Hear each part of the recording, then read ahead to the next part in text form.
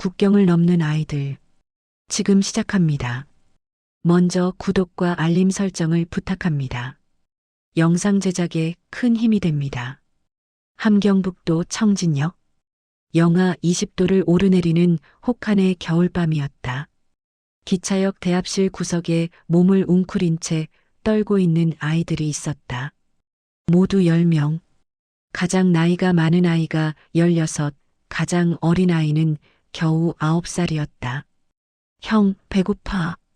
막내 성우가 떨리는 목소리로 말했다. 리더 격인 준혁이 품속에서 얼어붙은 옥수수빵 조각을 꺼내 성우의 손에 쥐어주었다. 아이들은 이곳 사람들이 꽃제비라고 부르는 존재들이었다. 꽃씨가 바람에 날려 이리저리 떠도는 것처럼 집도 가족도 없이 거리를 떠도는 거지 아이들. 준혁은 창밖을 내다보았다. 저 멀리 국경 너머에는 다른 세상이 있다고 했다. 배불리 먹을 수 있고 따뜻한 곳에서 잠을 잘 수 있는 곳. 그곳에 가기 위해서는 목숨을 걸어야 했다. 하지만 이대로 있으면 어차피 얼어 죽거나 굶어 죽을 운명이었다.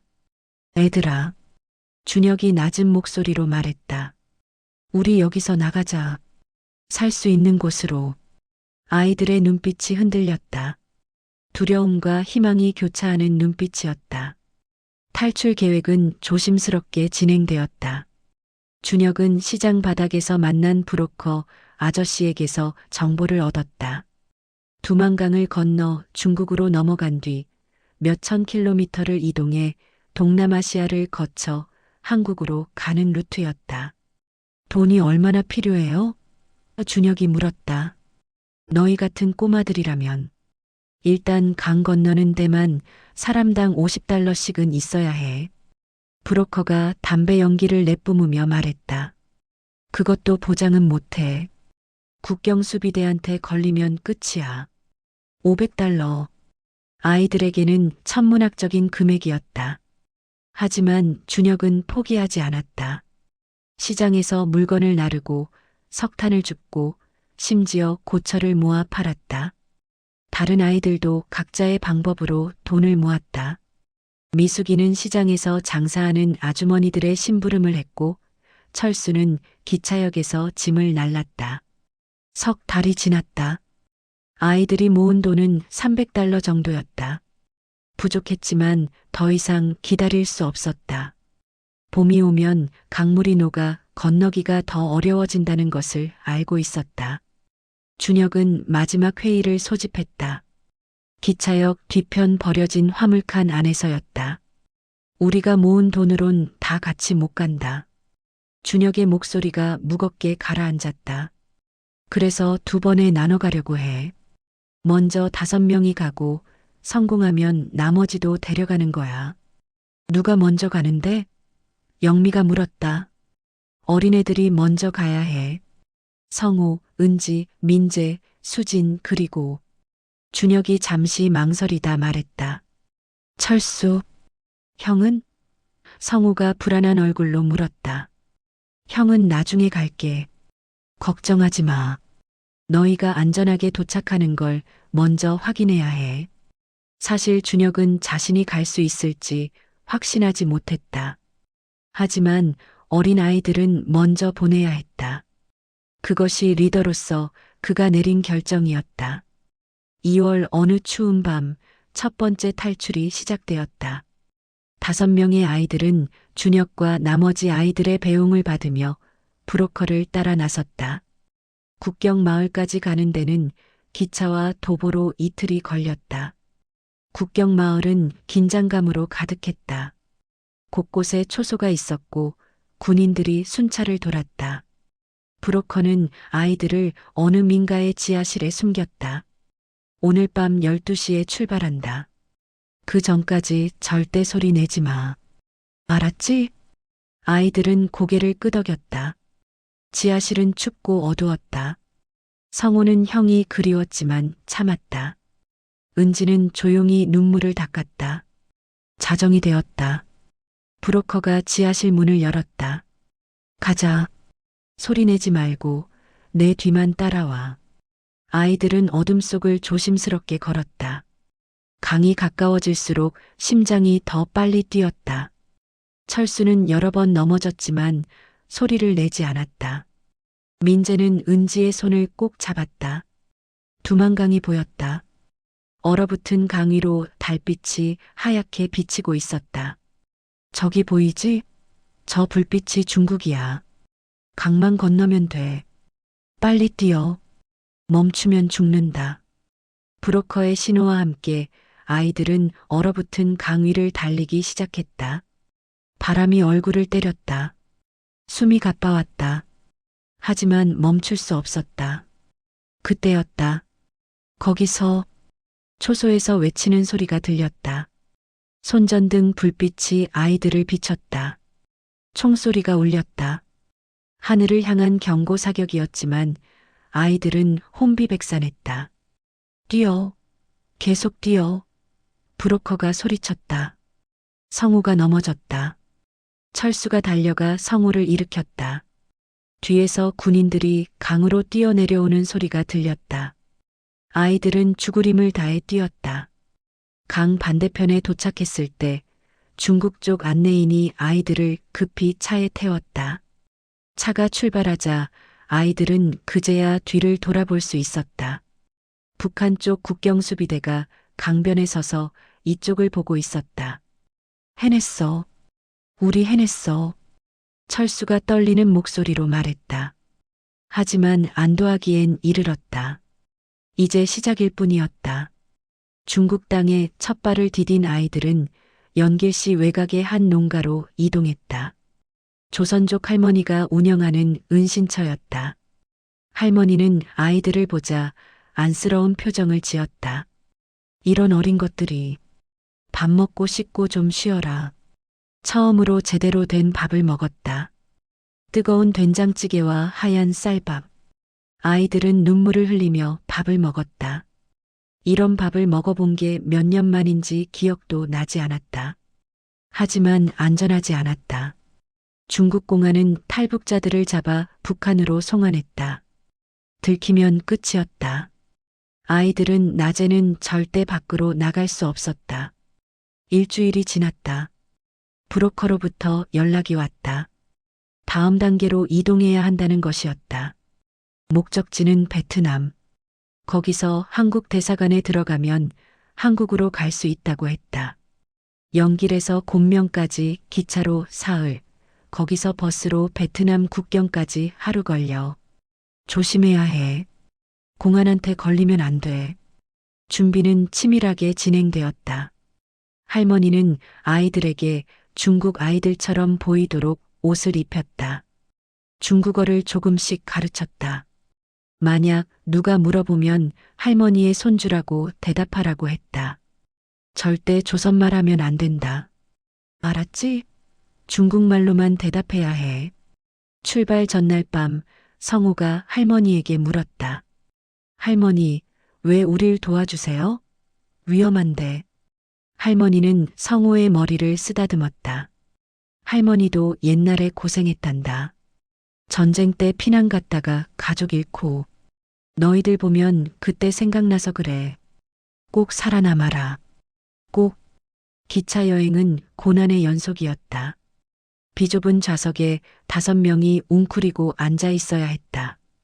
화장실도 마음대로 갈 수 없었다. 사람들의 시선이 두려웠다. 첫날 밤 검표원이 지나갔다. 아이들은 숨을 죽였다. 검표원은 잠시 아이들을 쳐다보더니 그냥 지나갔다. 아이들은 안도의 한숨을 쉬었다. 이틀째 되는 날 위기가 찾아왔다. 공안이 기차에 올라탔다. 불신 검문을 하는 것 같았다. 칸을 하나씩 확인하며 다가왔다. 저기요, 애들아. 옆자리에 앉아있던 중년 남자가 낮은 목소리로 말했다. 너희 북조선에서 왔지? 아이들은 얼어붙었다. 철수가 재빨리 중국어로 대답했다.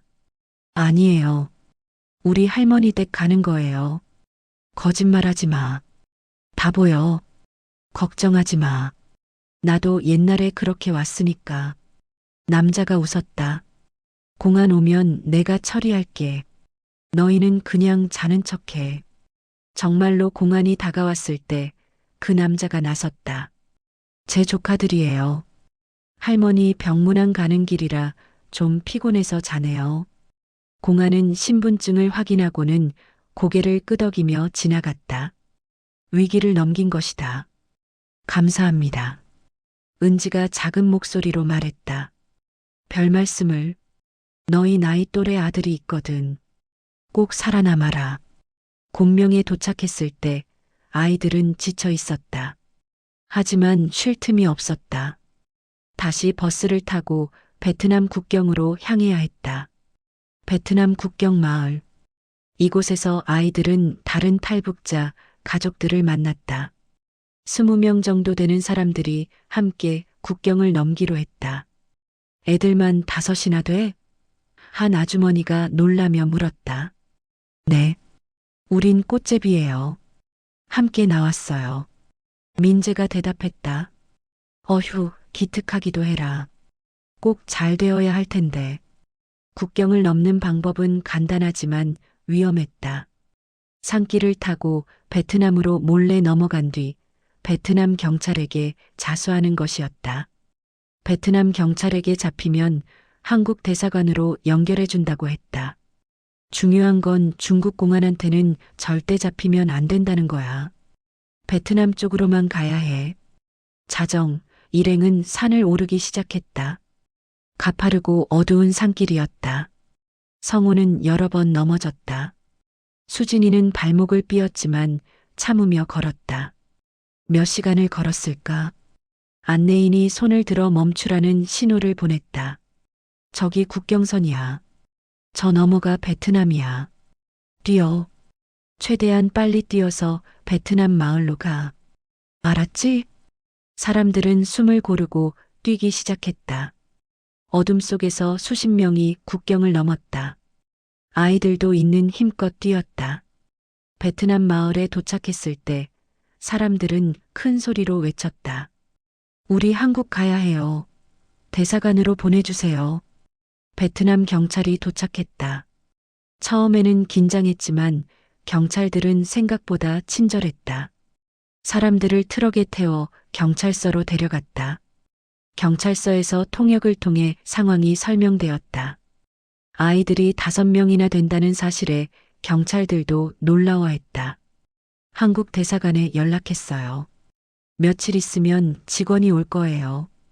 그 순간 아이들은 처음으로 안도했다. 정말로 살았구나.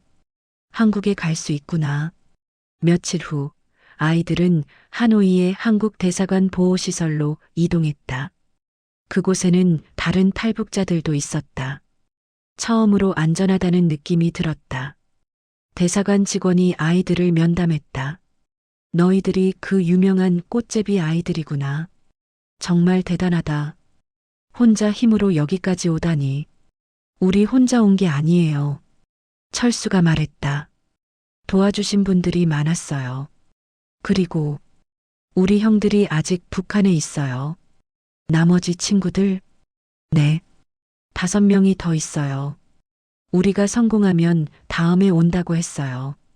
직원의 표정이 어두워졌다.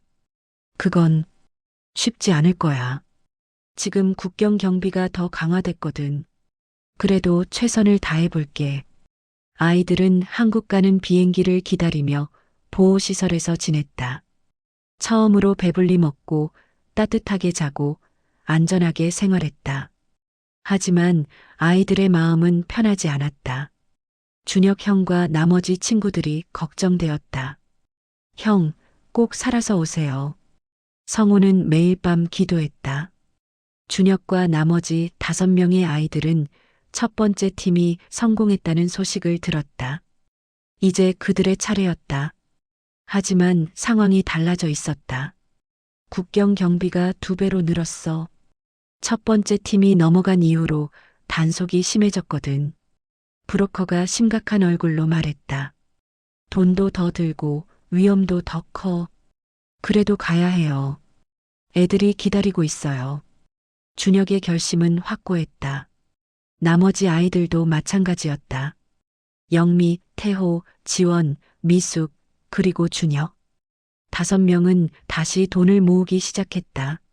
하지만 이번에는 더 오래 걸렸다. 시장 단속도 심해지고 꽃제비들을 잡아가는 일도 잦아졌다. 2번이나 단속반에게 잡혀 구류소에 갇혔다가 탈출해야 했다. 석 달이 지나고 다시 석 달이 지났다. 드디어 충분한 돈을 모았다. 하지만 그 사이 상황은 더 악화되어 있었다. 이번엔 다른 루트로 가야 해. 두만강 쪽은 너무 위험해. 압록강 쪽으로 가자. 압록강. 더 멀고 더 위험한 루트였다. 하지만 선택의 여지가 없었다. 5월의 밤. 비가 내리고 있었다. 아이들은 압록 강변에 도착했다. 비 때문에 강물이 불어 있었다. 강물이 너무 세. 오늘은 위험해. 브로커가 걱정스럽게 말했다. 언제 또 기회가 올지 몰라요. 오늘 가야 해요. 준혁이 단호하게 말했다. 브로커는 한참을 고민하다 고개를 끄덕였다. 알았어. 하지만 조심해야 해. 강물에 휩쓸리면 끝이야. 아이들은 방수 가방에 짐을 챙겼다. 옷도 방수 비닐로 감쌌다. 그리고 한 명씩 밧줄로 묶였다. 만약 누군가 휩쓸려도 다른 사람이 잡을 수 있도록. 가자. 강물 속으로 들어갔다. 얼음처럼 차가운 물이 다리를 감았다. 물살이 세게 밀어붙였다. 한 발 한 발 조심스럽게 나아갔다. 강 중간쯤 왔을 때 미숙이가 미끄러졌다. 순식간에 물에 휩쓸려 내려갔다.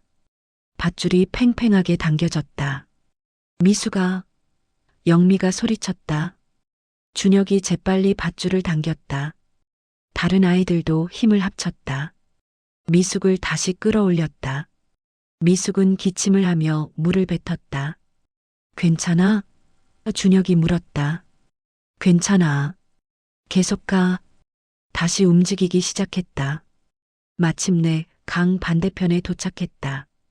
아이들은 물에 젖은 채 떨고 있었다. 하지만 살았다. 국경을 넘은 것이다. 중국 땅에서의 여정은 첫 번째 팀보다 더 힘들었다.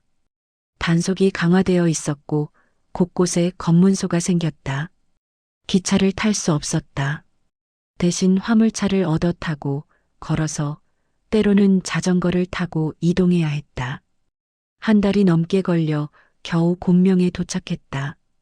곤명에서 준혁은 충격적인 소식을 들었다. 베트남 루트가 막혔다는 것이었다. 지난달에 대규모 체포가 있었어. 이제 그 루트는 쓸 수 없어. 그럼 어떻게 해요? 다른 방법이 있긴 해. 라오스를 거쳐 태국으로 가는 거야. 더 멀고 더 위험하지만 지금은 그게 유일한 방법이야. 아이들은 다시 한번 결단을 내려야 했다. 포기할 것인가, 계속 갈 것인가. 대답은 명확했다. 가요. 끝까지 가요. 라오스 국경. 아이들은 정글을 헤쳐나가야 했다. 뱀과 벌레가 득실거리는 곳이었다. 길도 제대로 없었다. 안내인조차 길을 헷갈려 했다. 사흘째 되는 날 태호가 쓰러졌다. 열이 펄펄 끓었다. 말라리아였다. 형, 놔두고 가. 나 때문에 다 죽으면 안 돼. 닥쳐. 우린 함께 가는 거야. 처음부터 끝까지. 준혁이 태호를 업었다. 다른 아이들이 태호의 짐을 나눠 들었다. 그렇게 이틀을 더 걸었다. 마침내 라오스 마을에 도착했다.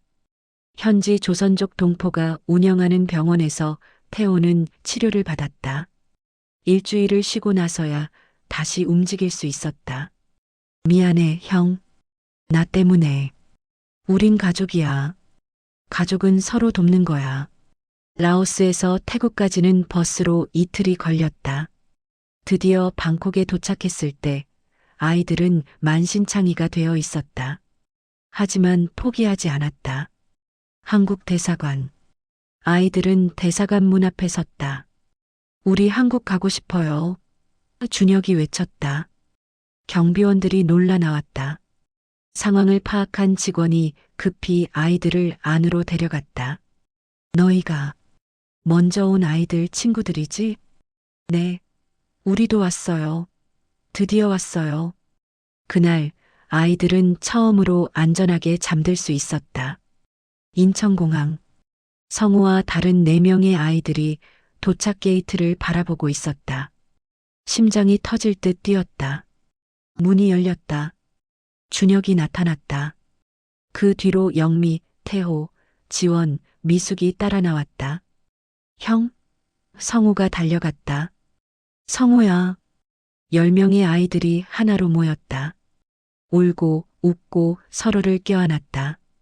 지켜보던 사람들도 눈물을 흘렸다. 우리 해냈어. 정말 해냈어. 준혁이 아이들을 끌어안으며 말했다. 공항 밖으로 나왔을 때 서울의 야경이 펼쳐졌다. 빛나는 불빛들, 높은 건물들, 자유롭게 오가는 사람들. 여기가 우리가 찾던 곳이야. 우리가 살 수 있는 곳. 아이들은 새로운 세상을 바라보았다. 두려움도 있었지만 희망이 더 컸다. 하나원. 탈북자들이 한국 사회 적응을 위해 거쳐가는 곳이었다. 10명의 아이들은 이곳에서 석 달을 보내게 되었다. 첫날 담당 상담사 선생님이 아이들을 만났다. 너희들 이야기 다 들었어. 정말 대단하다. 어떻게 그 어린 나이에 혼자서. 선생님의 눈가가 붉어졌다. 혼자가 아니었어요. 준혁이 말했다. 우리 함께였으니까요. 하나원에서의 생활은 낯설었다. 한국어를 다시 배워야 했다. 북한에서 쓰던 말투와 억양이 달랐다.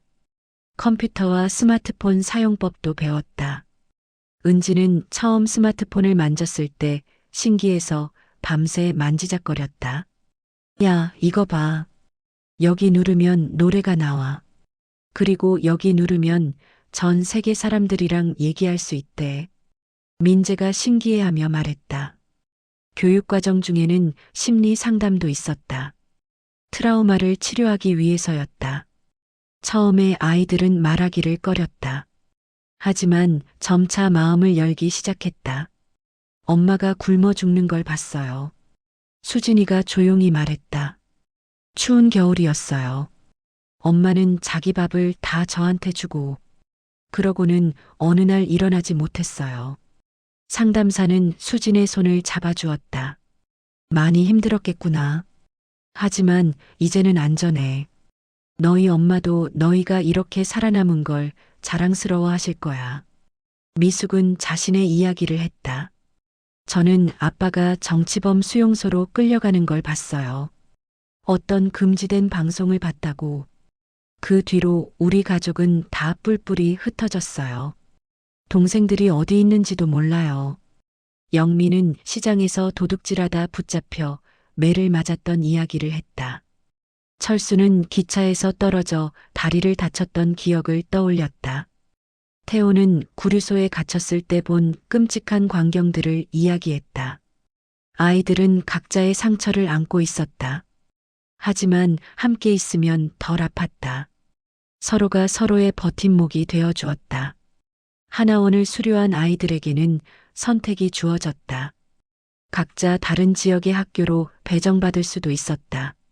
하지만 아이들은 한 목소리로 대답했다. 우린 함께 있을 거예요.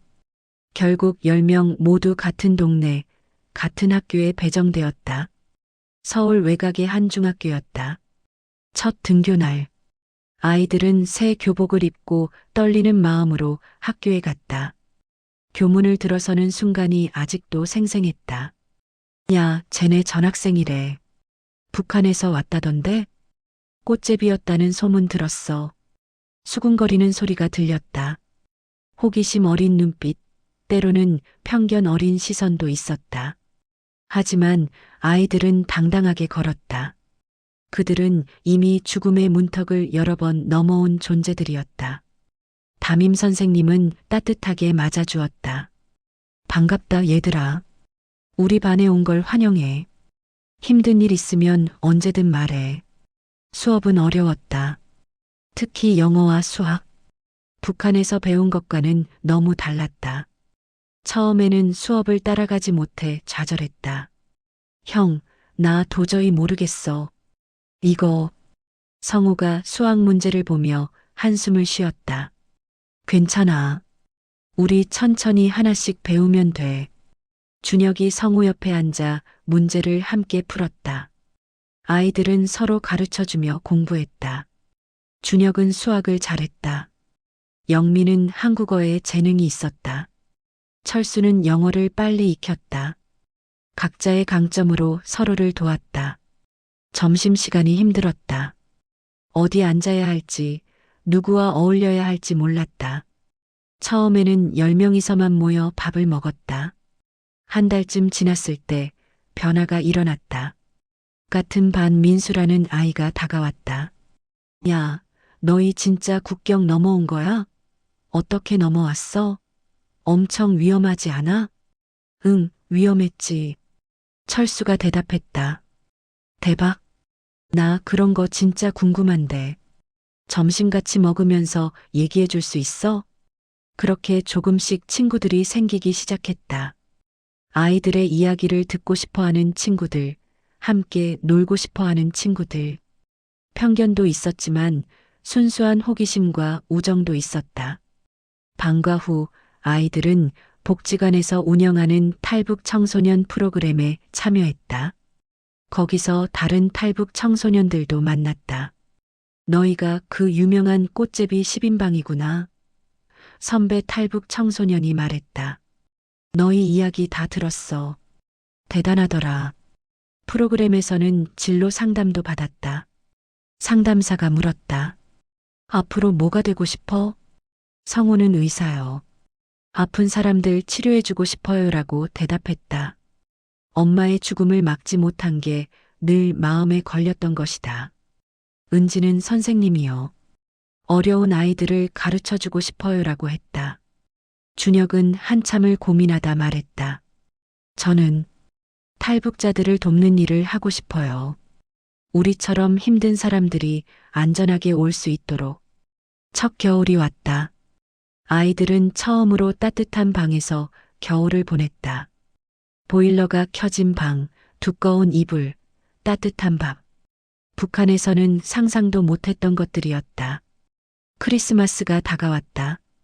학교에서 크리스마스 파티가 열렸다. 아이들은 처음 보는 장식과 케이크에 눈을 떼지 못했다.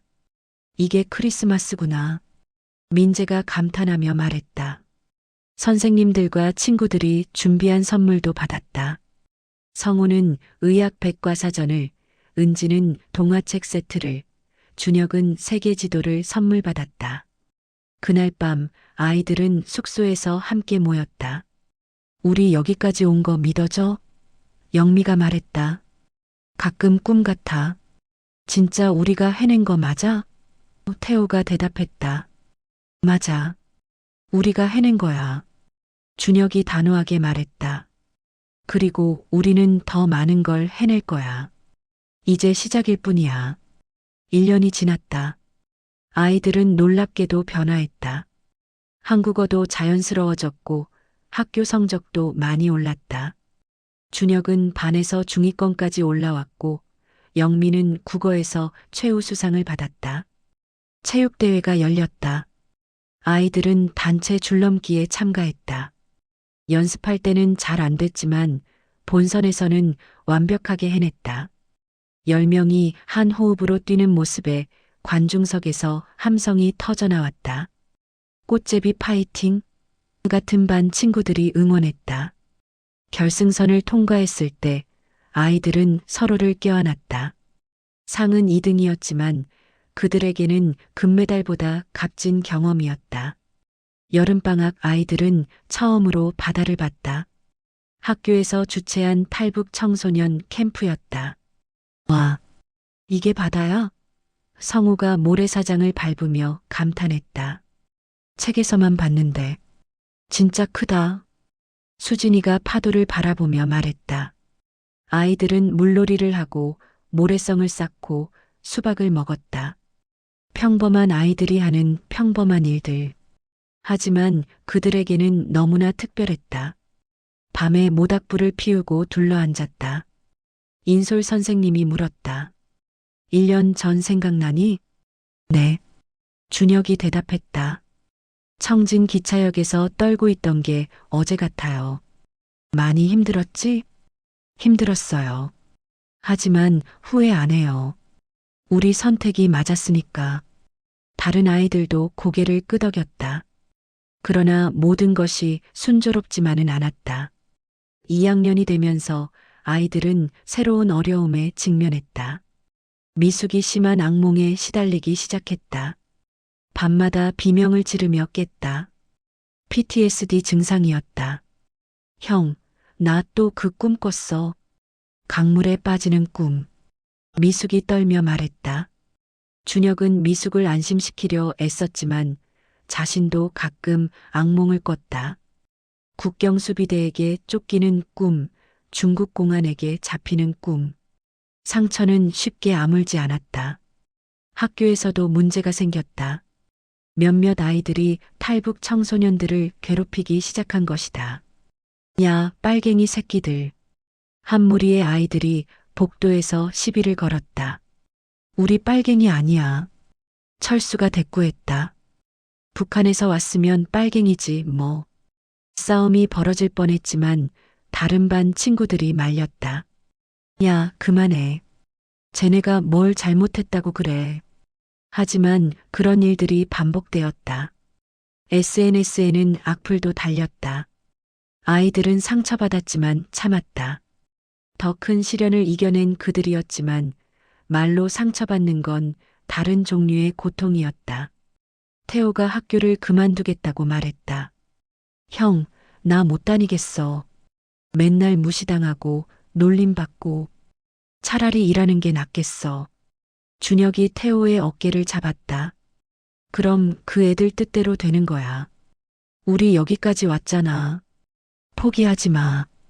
우리가 성공하는 게 최고의 복수야. 선생님들도 나섰다. 학교폭력대책위원회가 열렸고 가해 학생들은 징계를 받았다. 전교생 대상으로 인권교육도 실시되었다. 조금씩 분위기가 바뀌었다. 더 많은 학생들이 탈북 청소년들을 이해하게 되었다. 준혁이 학생회에서 연설을 한 것도 도움이 되었다. 우리는 선택해서 북한에서 태어난 게 아닙니다.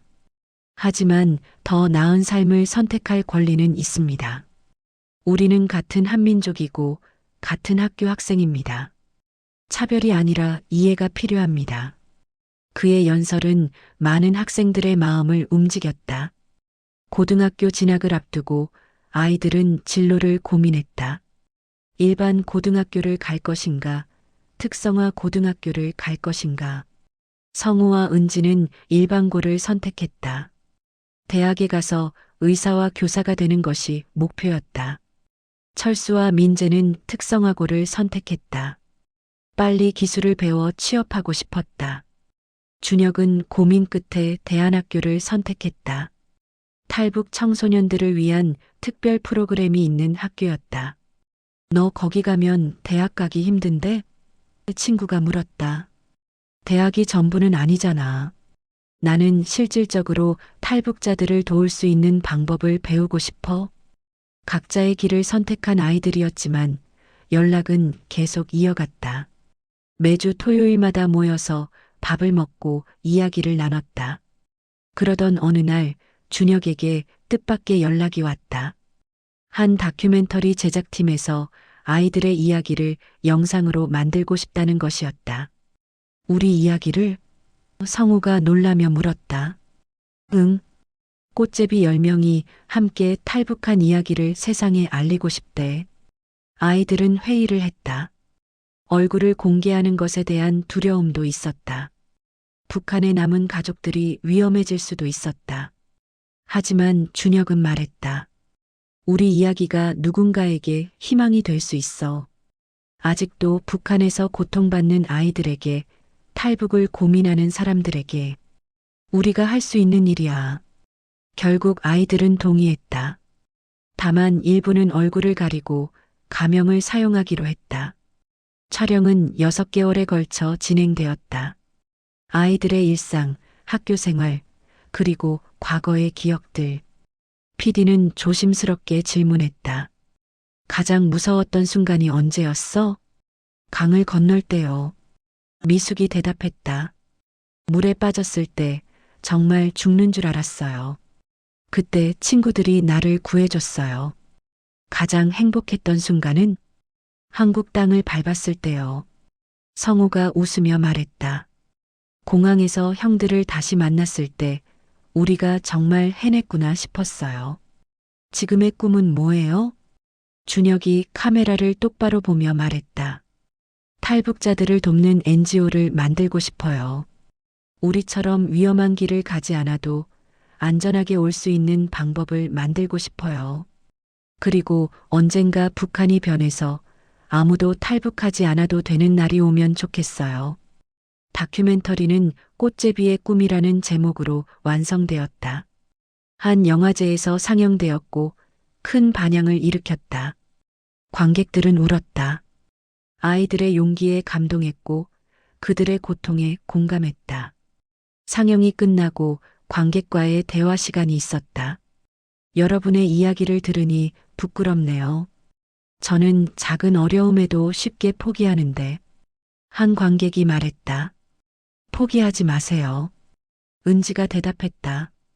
우리도 수없이 포기하고 싶었어요. 하지만 서로가 있어서 버틸 수 있었어요. 여러분도 힘들 때 주변을 돌아보세요. 함께하면 못 이길 게 없어요. 시간이 흘러 아이들은 고등학생이 되었다. 많은 것이 변했다. 성우는 전교 1등을 할 만큼 공부를 잘하게 되었다.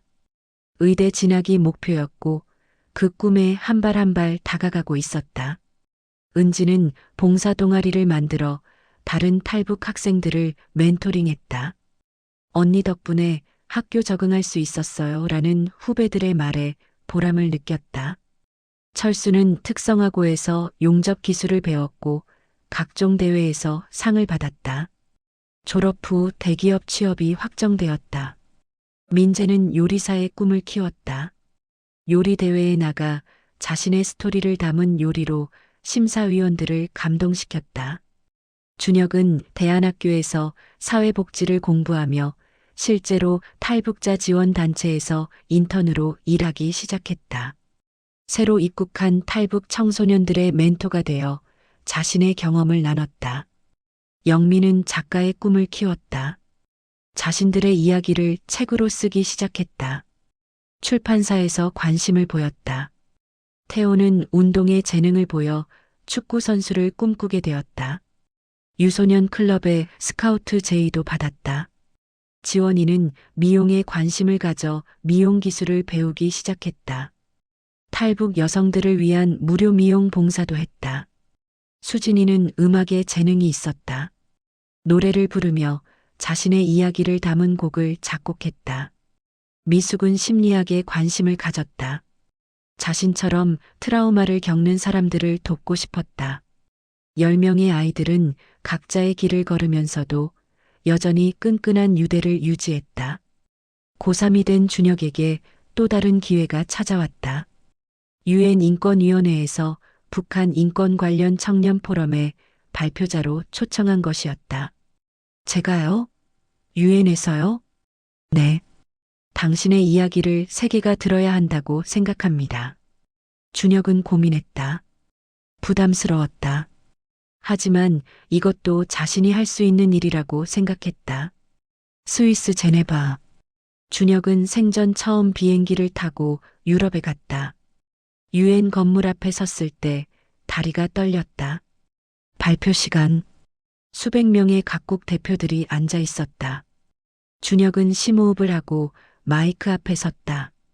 저는 북한에서 꽃제비로 살았던 준혁입니다. 오늘 여기 서기까지 많은 아이들이 함께 했습니다.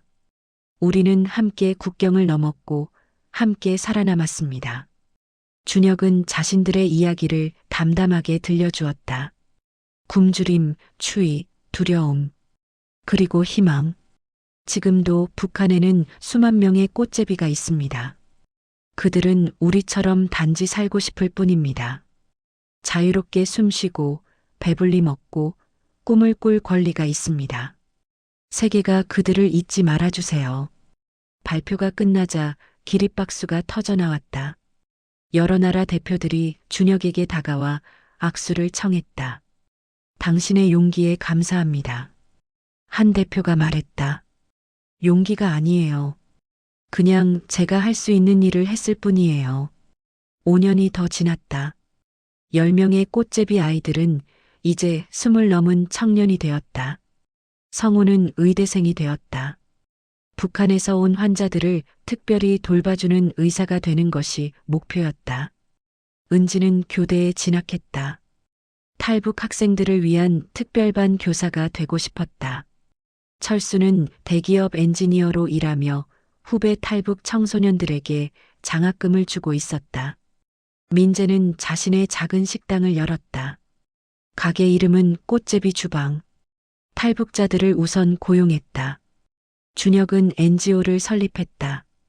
국경 없는 꿈이라는 단체로 탈북자들의 안전한 입국을 돕고 정착을 지원했다. 영미의 책 우리는 꽃제비였다가 출간되어 베스트셀러가 되었다. 인쇄는 모두 탈북 청소년 지원에 기부했다. 태호는 K리그 선수가 되었다. 골을 넣을 때마다 하늘을 가리키며 북한의 남은 가족들을 생각했다. 지원이는 탈북 여성들을 위한 미용학원을 열었다. 기술을 가르쳐 자립할 수 있도록 도왔다. 수진이는 가수로 데뷔했다. 자신의 이야기를 담은 노래로 많은 사람들에게 감동을 주었다. 미숙은 심리 상담사가 되어 트라우마 치료 전문가로 활동했다. 어느 가을날 10명은 다시 모였다. 인천공항 앞에서였다. 그들이 처음 만났던 바로 그 장소. 벌써 10년이 지났네. 준혁이 감회 어린 표정으로 말했다. 우리 진짜 많이 변했어. 영미가 웃었다. 그래도 변하지 않은 것도 있어. 성우가 말했다. 우리가 함께라는 것.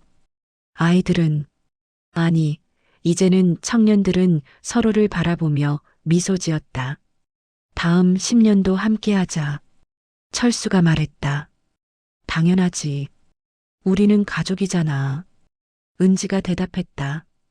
10명은 손을 맞잡았다. 청진 기차역에서 처음 만났던 그 날처럼. 두만강을 건너던 그 밤처럼. 인천공항에서 재회했던 그 순간처럼. 바람이 불었다. 꽃씨들이 바람에 날려 하늘로 올라갔다. 한때 그들은 바람에 떠도는 꽃제비였다. 하지만 이제는 뿌리를 내리고 꽃을 피운 존재들이었다. 형, 저기 봐. 성우가 하늘을 가리켰다. 노을이 지고 있었다. 주황빛 하늘 아래로 비행기가 날아가고 있었다. 어디론가 향하는 비행기. 누군가의 새로운 시작을 싣고. 아름답다. 미숙이 중얼거렸다. 우리 이야기도 아름다워. 준혁이 말했다. 힘들었지만 포기하지 않았으니까. 함께였으니까. 그들의 이야기는 끝나지 않았다. 이제 새로운 장이 시작되고 있었다. 탈북자에서 한국 사회의 당당한 구성원으로, 도움을 받던 사람에서 다른 사람을 돕는 사람으로, 후일담 새로운 꽃제비들, 준혁의 사무실, 국경 없는 꿈 본부였다. 책상 위에는 새로운 탈북자, 가족의 서류가 놓여 있었다. 어머니와 두 아이. 똑같이 국경을 넘어 한국으로 왔다. 준혁 씨, 새로운 가족 면담 시간이에요. 직원이 말했다. 상담실로 들어간 준혁은 소파에 앉아 있는 모녀를 보았다. 어머니는 30대 중반쯤 보였고 딸은 15, 아들은 12 정도였다. 안녕하세요. 편하게 앉으세요. 준혁이 따뜻하게 말했다. 저희 어떻게 해야 할지 모르겠어요. 어머니가 떨리는 목소리로 말했다. 여기 와도 되는 건지 적응할 수 있을지. 할 수 있어요. 저도 그랬으니까요. 준혁은 자신의 이야기를 들려주었다.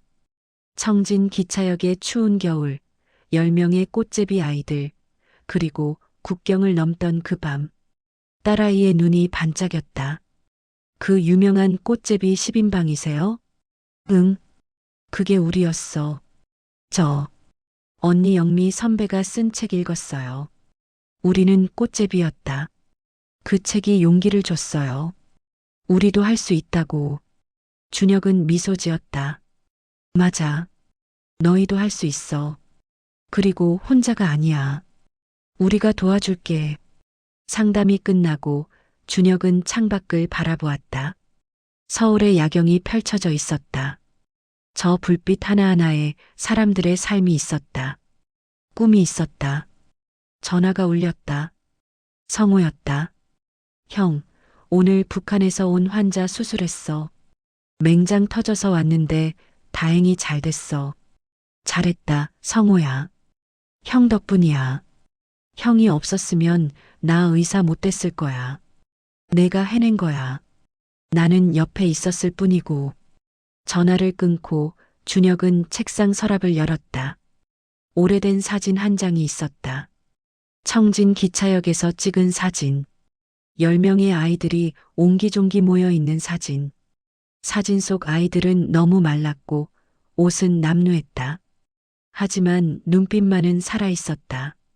살고 싶다는 의지, 포기하지 않겠다는 결심. 우리 정말 멀리 왔네.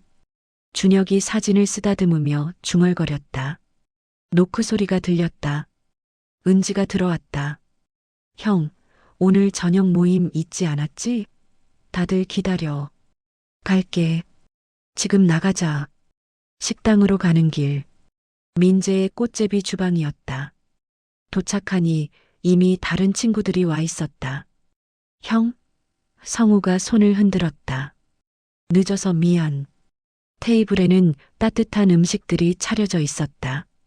된장찌개, 김치찌개, 제육볶음, 그리고 하얀 쌀밥. 와, 오늘 진수성찬이네. 태호가 감탄했다. 특별한 날이잖아. 민재가 웃으며 말했다. 우리가 처음 만난 지 정확히 15년 되는 날. 벌써 15년이야?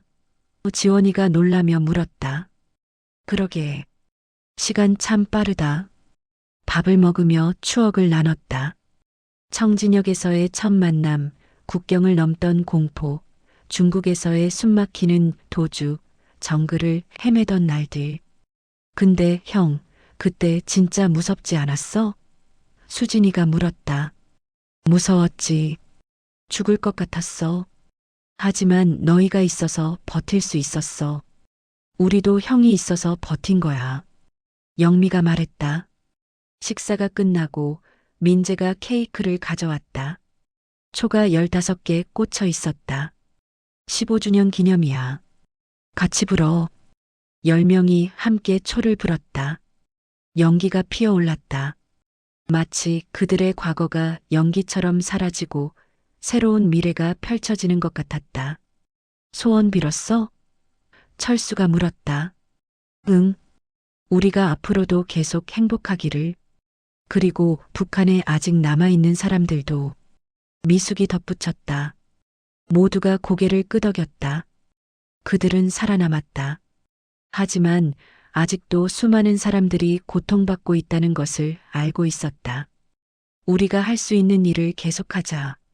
준혁이 말했다. 우리 이야기가 누군가에게 희망이 되도록. 그로부터 다시 몇 년이 흘렀다. 10명의 꽃제비는 이제 30을 바라보는 나이가 되었다. 성우는 종합병원 외과 전문의가 되었다. 탈북자 무료 진료소를 운영하며 고향을 그리워하는 환자들의 이야기를 들어주었다. 은지는 초등학교 교사가 되어 탈북 학생들의 멘토 역할을 했다. 그녀의 반에는 항상 웃음이 가득했다. 철수는 중소기업을 창업했다. 탈북자들을 우선 채용하는 기업으로 사회적 기업상을 받았다. 민재의 식당은 체인점 3개로 늘어났다. 모든 지점에서 탈북 청년들이 일했다. 그들에게 일자리뿐 아니라 꿈을 주는 곳이었다. 준혁의 NGO는 이제 100명이 넘는 직원을 둔 단체로 성장했다. 매년 수백 명의 탈북자들이 안전하게 한국에 정착하도록 도왔다. 영미는 두 번째 책을 출간했다. 꽃제비에서 작가까지라는 제목으로 더 많은 독자들에게 희망을 전했다. 태호는 국가대표 축구선수가 되었다. 경기 전에는 항상 북한을 향해 묵념했다. 언젠가 남북이 하나 되어 함께 뛸 수 있기를이라는 소망을 담아 지원이는 탈북 여성자립센터를 운영했다. 미용 기술뿐 아니라 심리 상담, 직업 훈련까지 제공하는 곳이었다. 수진이는 유명 가수가 되었다. 그녀의 노래 국경을 넘어는 대한민국을 넘어 세계적으로 사랑받는 곡이 되었다. 미숙은 트라우마 전문 심리 상담센터를 열었다. 탈북자뿐 아니라 모든 종류의 트라우마를 겪은 사람들을 치료했다. 어느 봄날 10명은 특별한 장소를 방문하기로 했다. 강원도 고성 통일전망대였다. 전망대에 올라 북쪽을 바라보았다. 저 멀리 북한 땅이 보였다. 그들이 태어난 곳. 지옥 같았지만 여전히 그리운 고향. 언젠가 저곳에 갈 수 있을까? 성우가 물었다. 갈 수 있을 거야. 준혁이 확신에 찬 목소리로 말했다. 언젠가는. 그리고 그때 우리는 아이들을 데리고 가는 거야. 우리 이야기를 들려주면서. 아이들?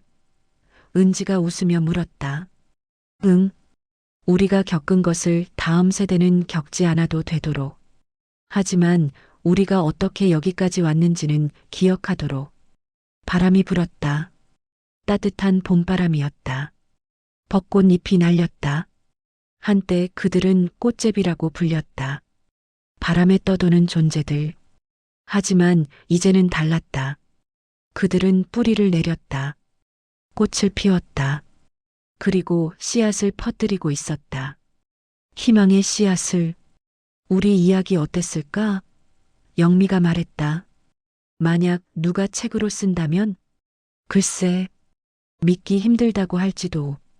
철수가 대답했다. 하지만 진짜야. 태호가 웃었다. 우리가 증명이잖아. 준혁이 친구들을 돌아보았다. 10명 모두 거기 있었다. 살아있었다. 건강했다. 행복했다. 고맙다 얘들아.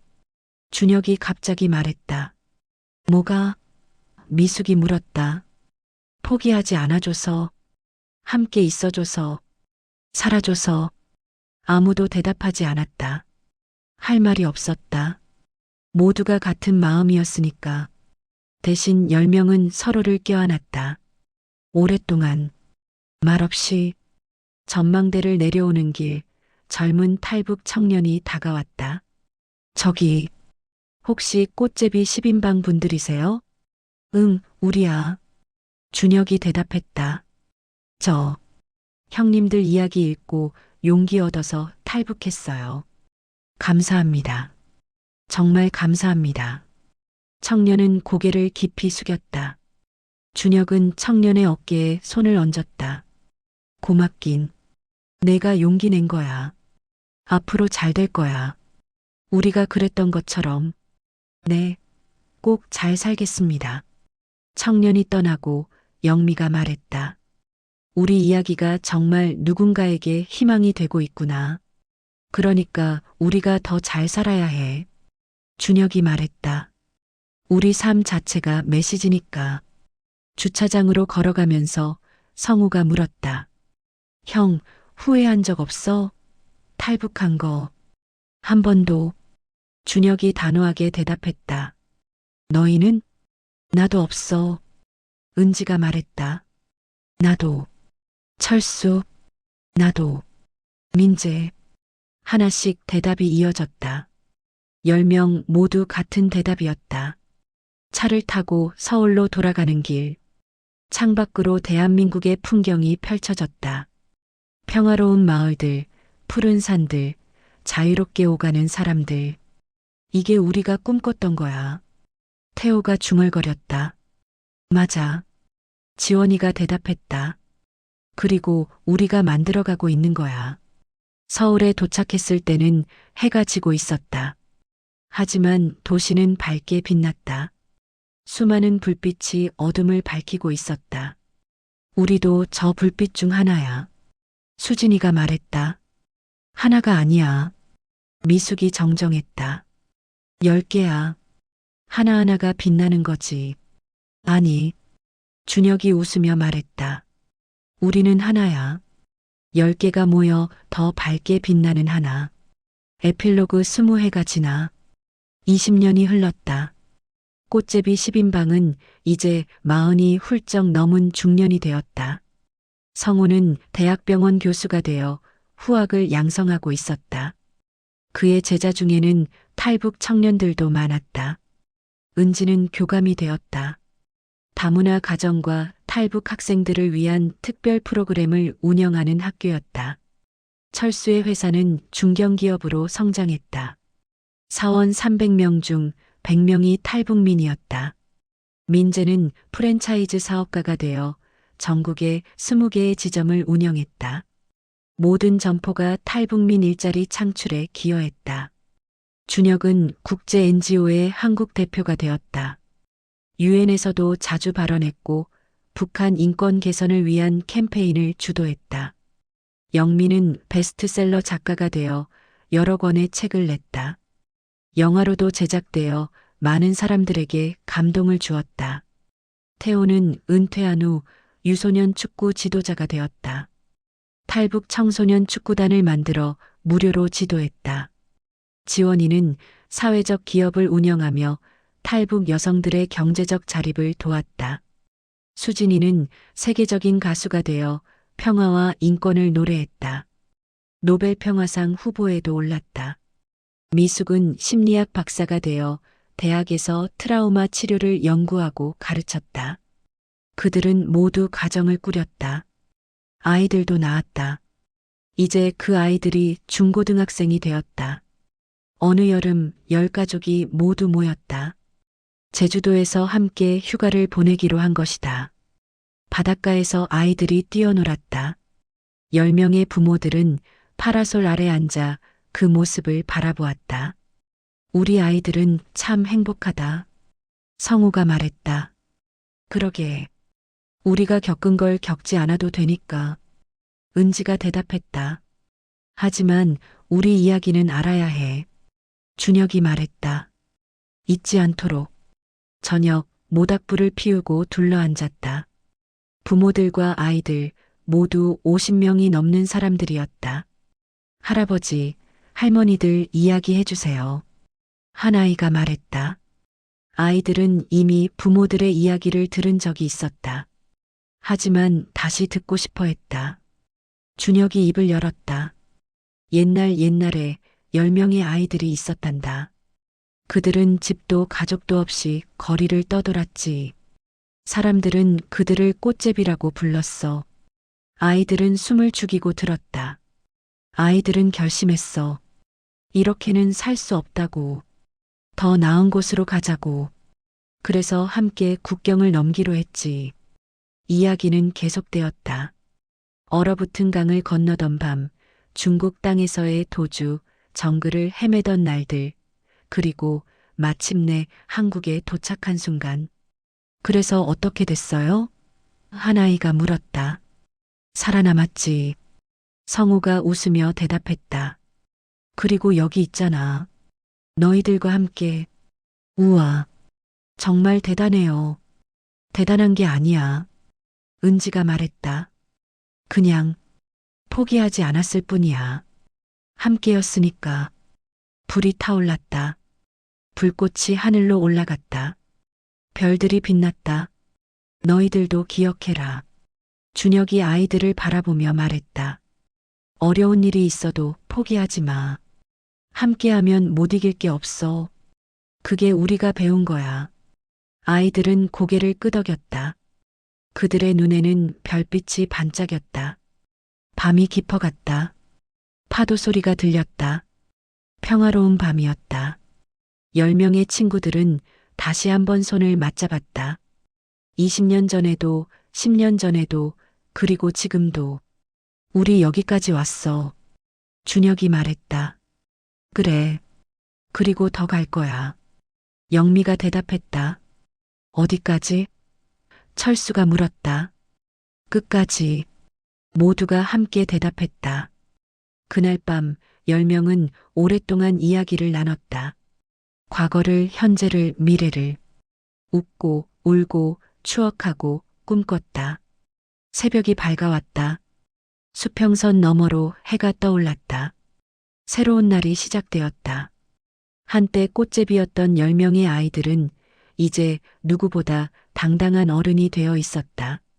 그들의 이야기는 전설이 되었고 그들의 삶은 희망이 되었다. 그리고 그 희망은 계속될 것이다. 다음 세대로, 그 다음 세대로, 영원히. 여러분 어떠셨나요? 한국으로 오기 위해 목숨을 걸고 북한을 탈출한 북한 꽃제비 아이들의 이야기. 재미있으셨다면 구독과 좋아요, 그리고 알림 설정을 부탁드립니다.